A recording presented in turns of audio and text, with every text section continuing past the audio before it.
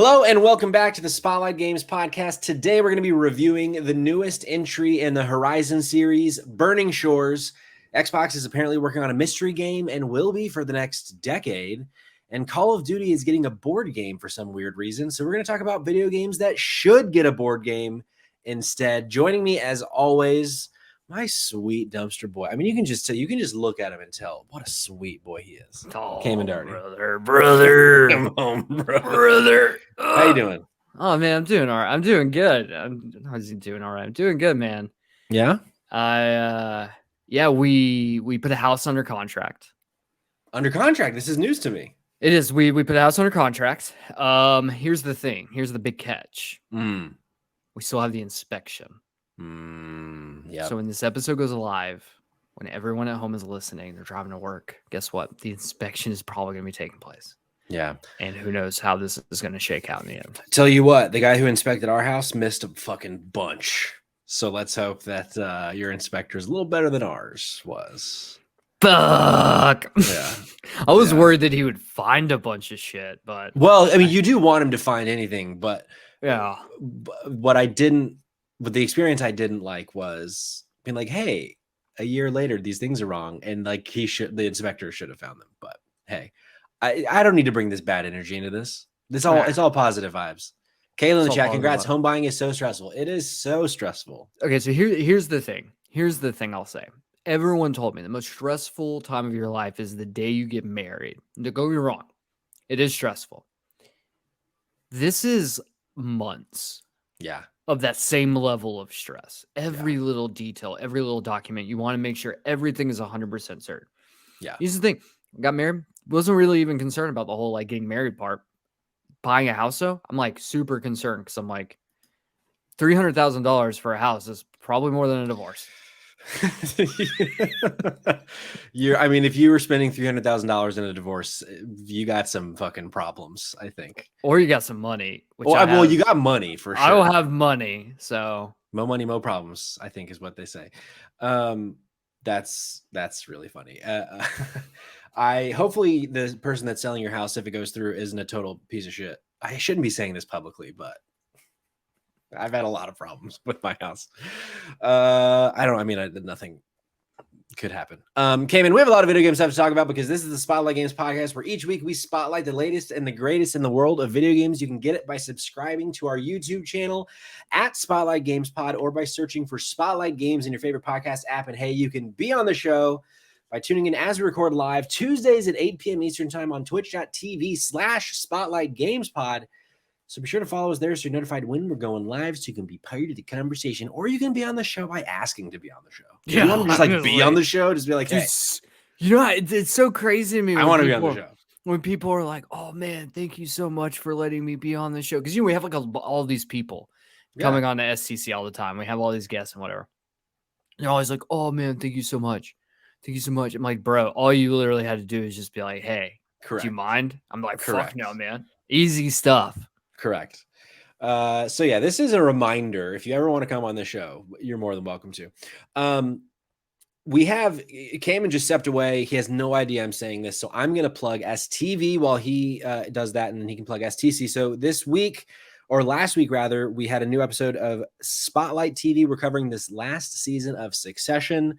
We're doing it bi-weekly. So last week covered episodes 3 and 4. Next week, we're going to be back covering episodes 5 and 6 and so on and so forth. But we also have a new episode of Save Trash Cinema that is live today on the feed. Kamen, tell the folks at home about the newest episode of Save Trash Cinema, the podcast. Okay, so this is a weird one. And I know I say that a lot, but you just got to trust me here.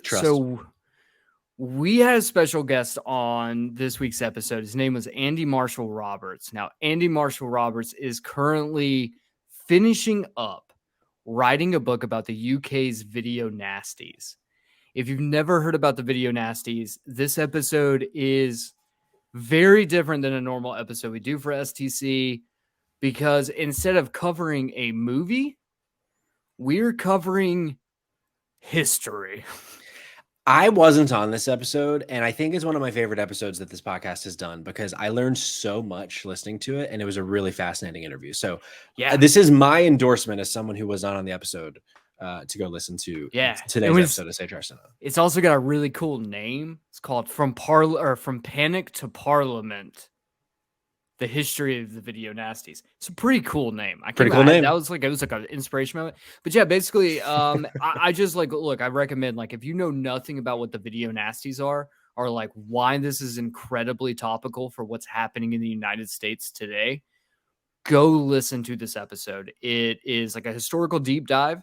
It talks about a bunch of movies. He's an incredibly fascinating person and fountain of knowledge. Definitely a fountain of knowledge. But we talk about like the history of what that is, and then at the end of the episode, we have like a discussion about like what it means for today when censorship starts to overreach its bounds. And it's a really cool conversation. It's like a passion project episode for me. Yeah, because it is so different, and I've been wanting to do this since we started STC, and we did it. So fuck yeah! Look at that! Look at us! Look at us. Well, Kamen, why don't we jump into the show? As I said, we're going to be talking about Horizon Forbidden West, Burning Shores, the new DLC expansion. But before we get to that, I want to hear about what you've been playing. As we start all of our episodes with what we've been playing, I want to hear straight from the Dumpster Boy's mouth what you've been playing, bud. All right, so I got a shit review coming in. Ooh, spicy. Are you ready? Okay, so here's the thing. As you guys, if you were listening last week, you would know that I finally have come into possession of an Xbox Series S. Yes. All right. So there's a lot that I've missed out on the last couple of years that I wanted to go back and try. Well, here's the sad part, is that actually that amount of games isn't very many, because apparently Xbox has released like 4 games in the last like 5 years. One of those games was called, I don't know if anyone's ever heard of it, but it was called Halo Infinite. Oh, yeah. And let me tell you guys and gals, this game fucking sucks. This game's bad. It's bad. It's a bad game. I don't. It's not a good game. It's not a great game. The multiplayer, have you been just doing the single player, or did you do some multiplayer too? Yeah, I'm not so even back in, like, I loved Halo back in the day, man. Halo 1, 2, 3, that was my fucking jam. Yeah, it was seminal. And I don't know, I never really got into, and I'm not a big like PvP multiplayer guy. Like, it's just not really my thing. Like, I love doing stuff like The Division and Destiny, but I never really enjoyed like the PvP modes and that stuff. I like being able to play with my friends. Yeah. I like stuff like that. And so I have it. Now I have a feeling that it probably works. Fundamentally, the gameplay itself isn't bad. It plays like Halo. Yeah. The problem is, this is not Halo. This is Far Cry in space. And your Master Chief. It's one of the most uninspiring open worlds I've ever been in. Oh my God. And it's just always like, hey, Master Chief, why don't you just stop by this little thing and help these people? I'm like, this is boring. Like, oh, you want me to go into this area and do the exact same thing I've done in all 40 areas before this that you've told me to go do? And the rewards aren't really even necessary. It's like, oh, do you want a new paint skin, or do you want a new cosmetic for multiplayer? I'm like, no. Like, no, what I want to do is just do the story beats, but even the story beats suck. Yeah, I never finished the campaign in Infinite, and it's like, it's just so shocking to me for such a celebrated and successful franchise. I mean, it struggled in its last few entries, but all they had to do was not fuck it up, which, like, obviously that's such a bigger, harder thing to do. Sure. But like, the fact that that game has been out for over a year now and like no one really talks about it, I think is such a huge failure on Xbox's part. It's like they have to start over at this point, I think. Yeah. Oh no, you have to reboot. Because I think here's the other problem, and this is probably one of the biggest problems I have, is one, the gameplay itself. Like, the combat, it feels like Halo, which is cool and stuff, but like, one of the biggest issues, I just did this mission where it was like, blow up a bunch of silos. Oh, that was like the last mission I did. And those silos are like all over the map. So it's like, okay, you can blow one up, and then now I have to figure out how to, if I'm not using fast travel, and some points I don't have fast travel. So what I'm going to have to do is I'm going to have to like try to figure out how to get a vehicle. And then the vehicle handling, if you're driving anything that isn't like a Covenant vehicle, it's terrible. Sure. is the worst vehicle. Is honestly, it even makes the vehicle handling in this game makes Far Cry 6 play like Gran Turismo. Interesting. Okay. So I never played 6 after our famous dude, Kamen review of that. Dude, I literally at one point while playing 6, I was on a horse, and all of a sudden the horse just went off a cliff. I don't even know what happened. I lost control of the horse. Happens. How do you lose control of a horse? It went off the flume right off a cliff. I died. I was like, fuck this shit. I'm done. This game sucks. So either way, I blow up this stuff, and I'm like, every single one is just, it's repetitive. It's monotonous, not fun. Yeah. So I finally do them all, and then it puts me in this area, and it's like, all right, now go in there. We're going to give you like a story thing. I'm like, okay, cool. So we go in this area, and I'm like, okay, this whole area looks the exact same as all 50 areas I've been to before inside of here. None of this is cool. And then it drops this story beat, and I'm like, what the fuck does this even mean? I had to go on YouTube. I had to look up a video. Even the video couldn't explain how we got here in the game. And I'm like, I don't know how you guys shit the bed this bad. Yeah.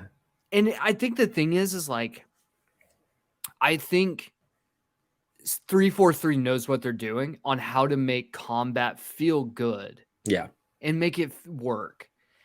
I just think that like they are constrained because they are the ones that are the key holder to Halo.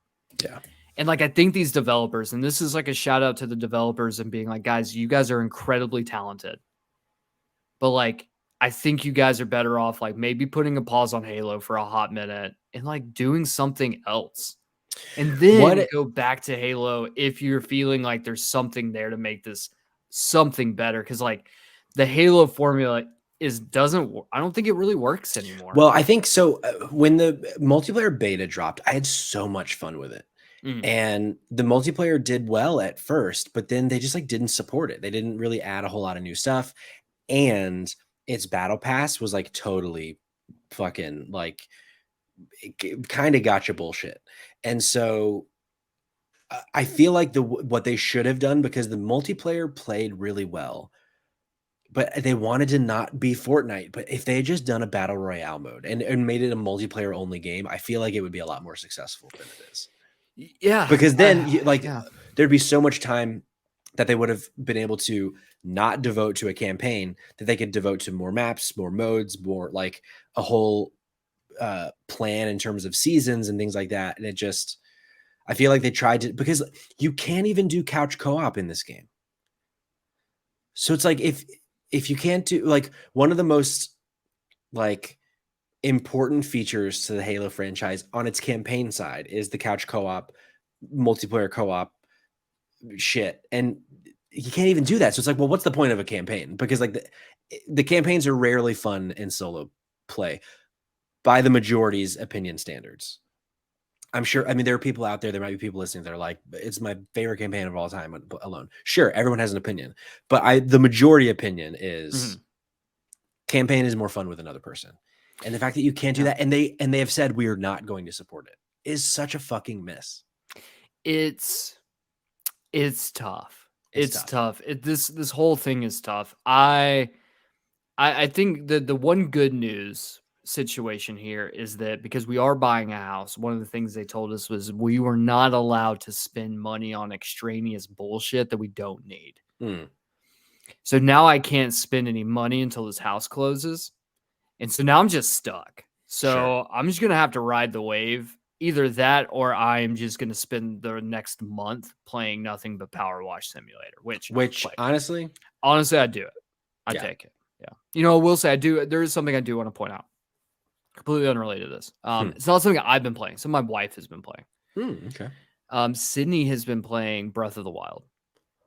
Hell yeah. She's like 30 hours in already. Fuck yeah. And she loves it. It's so good. And so I'm not saying that my opinion was wrong, because my opinion was not that it was a bad game. It was just that like it wasn't a game that really was for me in the beginning. Sure. Like I definitely think that like, you know, I think I'm wrong. I think I'm wrong. Like I think that like, but I don't know if I could ever go back. It's like it's like a position now. Sure. No, I mean you definitely are wrong. Fair. Yeah. I think the thing though is that we're all wrong at some points in our life, you know? Also fair. Yeah. Yeah. You know what's not wrong, Kamen? Tell me. Horizon Forbidden West Burning Shores. Mm. I have been playing Rogue Legacy 2 as well, but I've not been playing a ton of it. So I'm going to save those impressions for next week because I've been playing a lot of Burning Shores, so much so that I got all the trophies. I've finished everything basically you can do. So I feel like I can give a full review of this DLC expansion for Horizon Forbidden West. Send out a little note to the audience. I have a few audience submissions as well. If Terry's still in the chat, Terry is one of the people that sent in his thoughts. Terry, you're more than welcome to expand those thoughts if you want in the chat, and I'm happy to read them if you're still here and watching.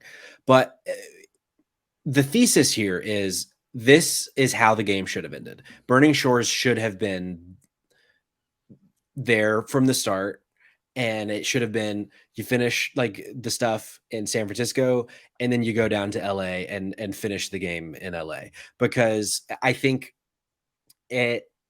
I don't want to spoil any story because I know people, it just came out on Friday. Like, it's not been out long enough for me to get into like story details, but I think it does such a better job at setting up a next game and making the story that it told in Forbidden West feel more earned and just like better overall. And it actually gives Aloy like a third dimension. Like, she actually is a character that like I care about now, which I think is a really good thing. Terry, of the people that wrote in, Terry was the only dissenting voice, and I think he's not wrong though. He said he's been playing it, but he thinks he's burnt out on Horizon, which I totally get. Like, the one thing about this DLC, I have a couple kind of negatives on the DLC. The biggest negative, it kind of puts an emphasis on underwater shit at certain points, and it's like the underwater is still bad in this game. Sure. Like, it's just, unless your game is designed entirely to be underwater just never works, I feel like. That's fair. And there's still, it does that thing that it does sometimes where it's like, go like this big yellow area on the map. What you're doing is somewhere in here. And sometimes that works for me, but it's like, it's weird. It's like it's a pro and a con. This game, or this the Burning Shores section is a lot more vertical, because you might remember at the end of Forbidden West is when you get the ability to have a flying mount. You can fly a sun wing at the end of Forbidden West. So like by the point that you get that, there's not a whole lot of the game left. Like, there's other exploring you can do, but like, it very much is a game, it seems, designed for fast travel, for running around on the ground mounts, or just running around as Aloy. But the Burning Shore is very much, it was designed to fly around most of the time, which I like. The problem with that though is when it gives you this giant area that you need to go find something, it's like, they didn't design certain things in a way that like feel good, because I'm like, okay, it's a very like vertical area, and like, so it could be in so many places, and it's like not fun after a certain point when it's like, I don't understand what you want from me and where it is because of the way you've designed this area. But like, that's it. Those are like the only negative things I have to say about it. However, it's just more Horizon. So like, if you're over Horizon at this point, this isn't for you. Like, you're not going to vibe with this. But if you're wanting more story, if you're wanting more kind of fleshing out of Aloy's character and bringing in a new character that I love, that we're eventually going to get a Horizon 3. Really hope this character plays a big part in the new one, because I really like this new character. I even tried to get her on the show. I was like, I'm shooting my shot. I'm going to DM you and see if you'd be interested for an interview. Obviously didn't hear back. Probably never will. But hey, maybe we can dream. You know what? Hey, never say never, dude. Never say never. Never say never. You've gotten some weird assholes on STC. I don't think that this is without. Yeah. Kylie, if you're listening to this for some odd reason, but you didn't respond to me, I'd still love to chat. I think you're very talented. We're being vetted. I said the word asshole. But here's the thing. The things that it does really well, it introduces a new enemy type that I think is one of my like favorite enemy types in the game so far. And the reason is it's like a giant frog essentially, and which sounds stupid, but it brings about, it's like frogs lay a fuck ton of eggs. So its eggs are also robots. And so something that I realized about Horizon that I hadn't really like pinpointed before is that so often you're just fighting a bunch of really big things, and it can become really overwhelming, and it can become like a bit rote. Like you're constantly just running and trying to take down like two fucking T-Rexes, and it just like, I don't know, there's not a lot of variety sometimes in like big battles. And this frog, which Terry said he hates, which like I get why you would hate it. Like it can be very frustrating, but what I like about it, to be more specific, is I just it brings in like these giant enemies while also having these little enemies at the same time, and there might be like 15, 20 of them. And so like it's a nice like way of kind of changing up the formula a little bit that I think really helped. It like really helps kind of, to Terry's point in the chat, being burnt out on it. These kinds of changes that they're introducing to the gameplay, the bile gut is what it's called, having this like secondary enemy type come along with it, is like a fun way to kind of spice up the combat a little bit. And those are the kinds of things that I want from the Burning Shores, and it by and large gives it to me. It has a new mount. I don't want to necessarily like spoil the mount, but there's a moment with the mount that is like one of the coolest like of recent memory moments that I've had in a video game. And it's like you'll know it when it happens to you. And also Sam Witwer is in Burning Shores. Great actor. We see him all the time in video games. Most recently in Callisto Protocol. He basically plays like rich fuckboy 101, and like I kind of really love this villain that he plays. I love to hate this villain that he plays, and it's like it provides like a nice goal to go toward, of like, I really want to fuck this guy up because he sucks. Oh, I heard you started with you were saying I really want to fuck this guy. I mean, he is handsome. You paused there, then you said up. He is handsome. I'm just saying, he's a nice little quaff. Look, he's got range. Okay, he's got range. He's got range. He's got range. Also, it does, you know, if you listen to our review months, over a year ago at this point, one of the shining things about Forbidden West for both you and me was the side questing. It has some great side quests. Like they put love into the side quests as well. And so like things that you would kind of expect from a Horizon game are here. Great performances, great side quests, great combat that they've now kind of spruced up and taken to the next level. Our boy Lance Reddick, we really loved seeing a little bit of him in it too. I know, I was gonna ask, but do they do like do they at least give like an in memoriam at the end of the game, like a call out to him? They don't, that I noticed. Maybe they do and I didn't notice it. But, and this is, you might potentially interpret this as light spoilers, but I really don't think it would be. Like, it seems like the plan is for Lance Reddick to be a very big character in the third game. And I don't know how they're going to do that, because Lance Reddick is kind of like the connective tissue for the DLC. This is the very first thing that'll happen. Essentially, he calls you. He's like, hey, there's this thing you need to go look into down south. And so like he's kind of the connective tissue there. And it's like, I don't know. It seems like they want this character to play a really big role in whatever the third Horizon is going to be. So I'm like, that's a bummer. Like but on the positive side, it was nice to see and hear his voice again, and get a little bit more of our boy Silence in it. But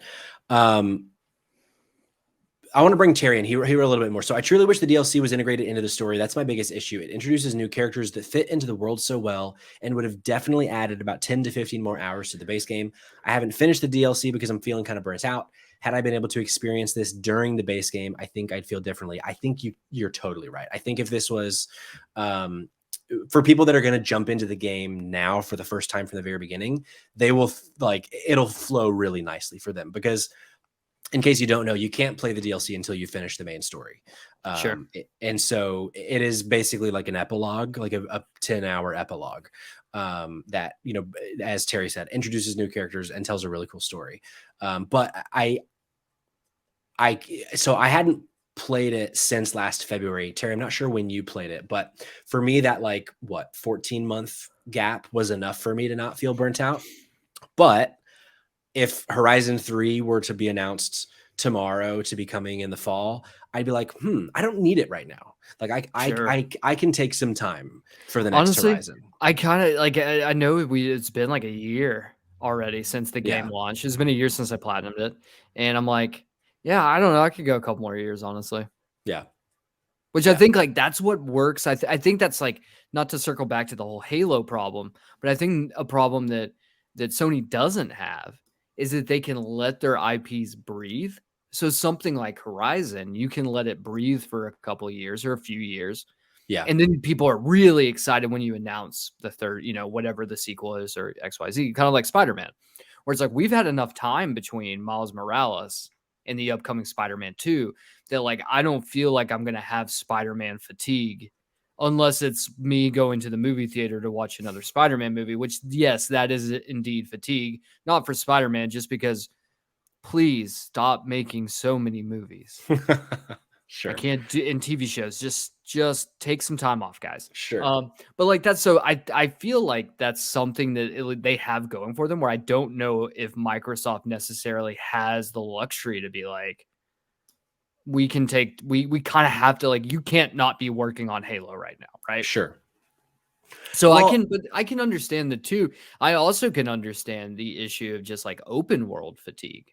Just something that like I very much have been enjoying, and probably is one of the reasons why I haven't been enjoying Halo that much, is because like I actually, outside of all of the bugs and all of the mess, like I enjoyed High on Life for the fact that it was like an 6 to 8 hour long campaign, really nothing else going on with it, just kind of get in, get out. And that's nice. It's kind of like why I'm like probably the most excited about like Dead Island 2, which the reviews have been pretty good. Yeah. And Pretty good. like I like the idea. It's like it's not open world anymore. Like it's now like you go into like a new chunk, and then this new chunk is very special for what it is. Whereas I think like I feel like we're at a point where I think we need to start coming back to the drawing board to recalibrate like what an open world game needs to be. Sure. I think Elden Ring did a really good job of like kind of bucking the trend of like what open worlds have become. The Ubisoft formula it's just needs to die.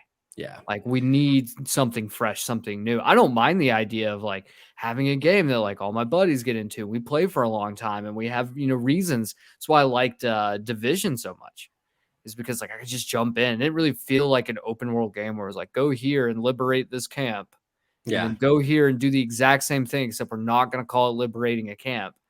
So like the burnout for stuff like that. And I feel like that was one of my biggest issues with Horizon Forbidden West was like there was just so much. The map was so big. And by the end of the game, I was like, I'm just ready to get this platinum and just be done with it.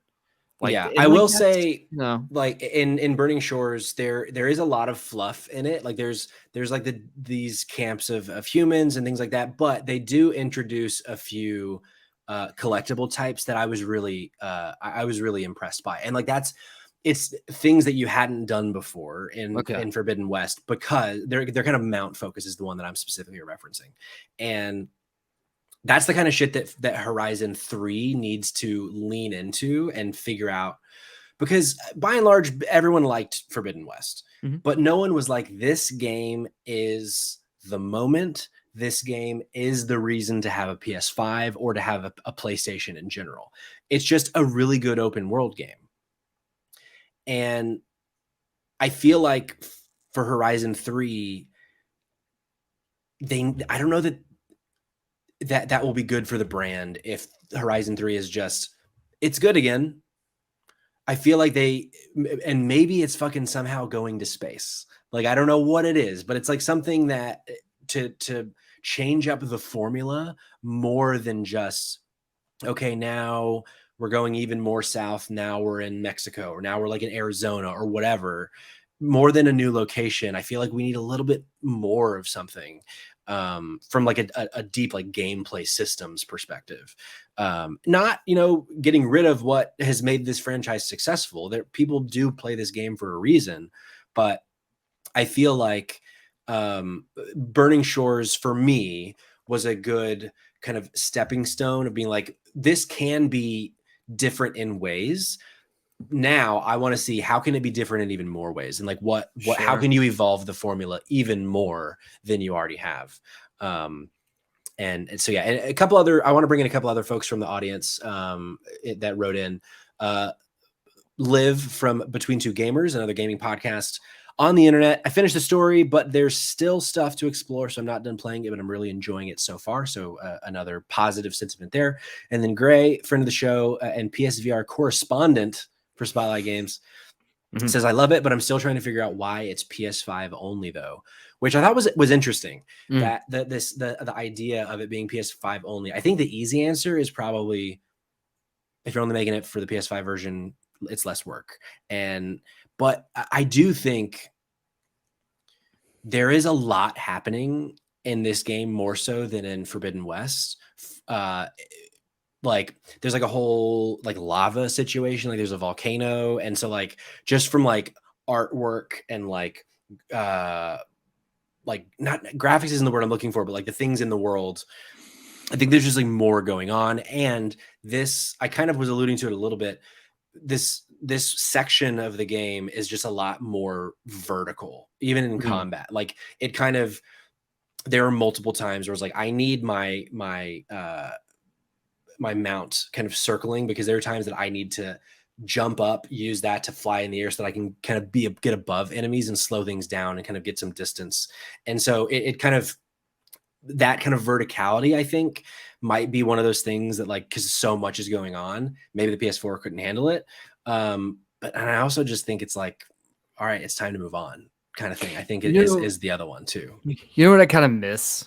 I kind of miss the days when they would you'd make the leap from like PlayStation 2 to PlayStation 3, or like the 360 to Xbox One, where it was like you would still get two versions of the game, but like because the hardware had advanced so much that like the two versions of the game are just so different. So different, yeah. Like, I kind of love the idea of like the PS4 version of this game being like, there is no verticality. Everything is a ranch house. Sure. And on the PlayStation 4 version, and everything in the PlayStation 5 version is luxury skyrise condos. So I mean, that would be like, I think that things, we're kind of coming, like, not to spin off in circles, but it reminds me of, we were having this conversation earlier today. We were talking about the fact that Dead Island 2 sold over 1 million copies in the first 3 days on the market, which is insane. I thought you were going to bring up the other game we were talking about. Oh, no, I'm saving that joke for later, bud. Great. So what I love is, and when we throw in things like High on Life, and you throw in things like the Evil West, which did pretty well in terms of like review scores of like what type of game that is, like, we're getting like trash video games again. Yeah. Like, this is, I think, something that we've been like sorely missing. No, I'm not talking shovelware, I'm not talking like the shit that would come out on Wii, or like that one game that we're not talking about, but Patrick and I know exactly what we're talking about. The audience doesn't, because we get banned from Twitch if we said anything. We truly would be banned. 1,000% would be banned from Twitch. But like, I love the idea that like we're slowly but surely potentially getting to a place now where it's not just constant AAA, even like AA games are like getting to that point. There's no middle ground anymore. It's either your indie games, or like you are this, you're for Horizon Forbidden West size and caliber game. Yeah. We need more games that just fit in that weird bubble in the middle that's like just weird. We need weird games, guys. Yeah, I love weird. So I'm hoping that maybe some of the success from some of these weird AA games can impact the way that these big AAA games, something like Horizon 3, can take some examples from some of these smaller games, being like, you guys are finding success making money on a much smaller, budget than what we have. And don't get me wrong, like Dead Island 2 has been in development for like 42 years, I think, at this point. How old am I? 32? Yeah, it's like 57 years, I think it's been in development. Correct. But like, I'm hoping that they can start implementing some of that like more toned down shit, because like that experience, I feel like sometimes we need that experience to be pulled that like in. popcorn experience for sure. Yeah, tighten it up a little bit more. Yeah. Last thing I want to say about Horizon, and then I want to give a shout out as well. But I think if you're a fan of Horizon and if you're not burnt out, I think it's a must play. I think the story that it tells is really, really fascinating. And also something that I forgot to mention until now, the final boss fight in this is like maybe the best Horizon thing we've gotten so far. Like it is, if that was the end of Horizon Forbidden West, I think people's tune would have been a lot different about Horizon Forbidden West. It's kind of awesome. A bummer. It's kind of a bummer though. It's a total bummer that now you have to, like, it's a $20 extra fee to get what is the cooler ending for Horizon Forbidden West, and objectively, in my opinion, subjectively, the best boss fight that we have ever had in a Horizon game by a fucking mile. It's awesome. Like if you love Horizon and you love the spectacle and the big fucking fights, if you love fighting like the Slaughter Spines and the Thunder Maws or whatever the fuck, Thunder Jaws, you gotta play to the end of just mainline the main quest and play the final boss fight because it's fucking cool. Patrick, I just want to jump in, and I want to piggyback off of what you just said. Do you remember the game came out, I think, on the PlayStation 3 called Azura's Wrath? I remember it, but I never played it. Okay. You don't need to play it. Honestly, I don't even know if you could play it at this point. However, when the game launched, it didn't have an ending. The ending released as paid DLC. That happened for Prince of Persia too. Oh, fuck, you're right. Yeah, I was so fucking pissed because that was before I really knew a lot about video games. I just bought and played the ones that I thought looked cool. And I get to the end of the game and I'm like, this is not a fucking ending. What do you like? How? And then years later, I find out by listening to a podcast that there was a DLC ending that they released that I never heard about. So I never knew how the game fucking ended because I wasn't a part of the fucking memo. Bullshit. But fucking bullshit. I do want to give a shout out. If you're still out in the chat, 29 hours 1-to-1 rule said, hey, just heard about this podcast on love, sex, and stuff, and you just happen to be live now. Thanks for being here. Yeah, if there are any new listeners or viewers for this episode, I recently had a little call-in segment on a show, a podcast that we've mentioned a few times in our history here, one of the Kind of Funny podcasts. And we talked a little bit about Spotlight Games on there, and there might be some best friends out there that know about our show now. So if you're here, welcome. I hope you enjoy what you're listening to or what you're watching. And hey, if you want to be on the show, let us know. Kamen, any final questions on Burning Shores before we move on? No. Fantastic.